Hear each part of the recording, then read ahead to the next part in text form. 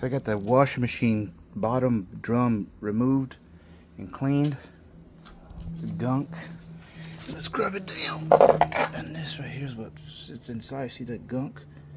Oh man, that's probably what's causing that mildew smell. Cleaning that the bleach, and this underneath this cap was dirty too, but it's clean now. See, it's the bleach reservoir.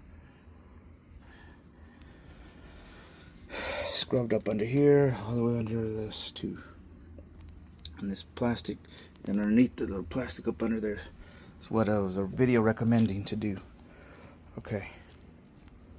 Hopefully it stops the mildew smell coming back.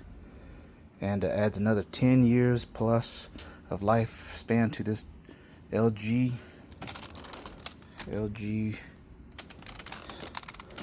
Smart Drum washing machine.